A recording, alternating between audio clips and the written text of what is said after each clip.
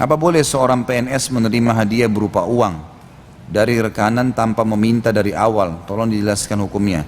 Apabila tidak boleh, apa bisa yang tersebut digunakan untuk dana taktis seperti keperluan karyawan atau disumbangkan?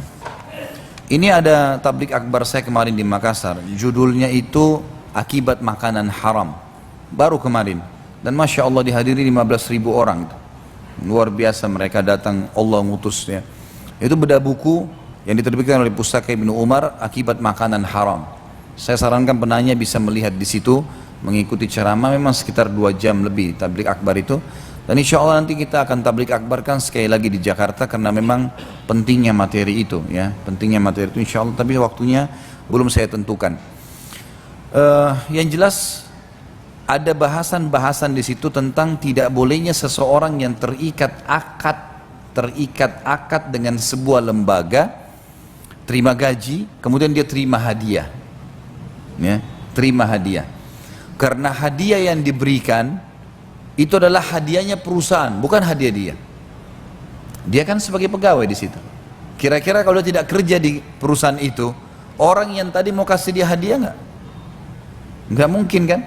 Karena orang ini punya kepentingan dengan perusahaan, hanya saja dia pegawai yang bertugas menandatanganin misalnya, meng-ACC. Kemudian karena dia meng-ACC, tugasnya dia sudah terima gaji.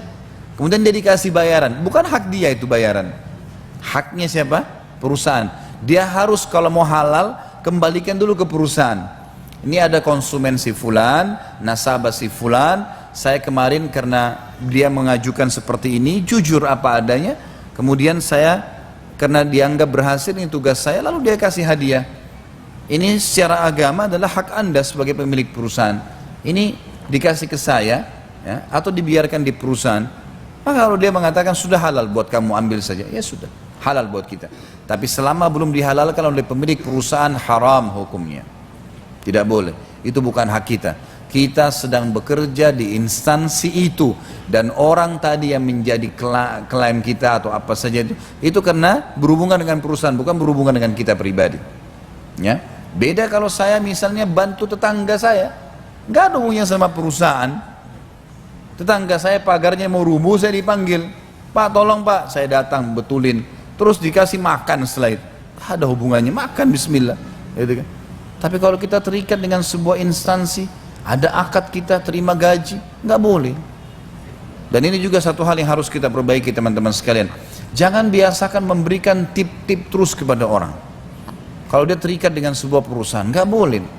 Membuat dia terbiasa berkhianat nanti. Karena tip itu pun dia kena bekerja di situ.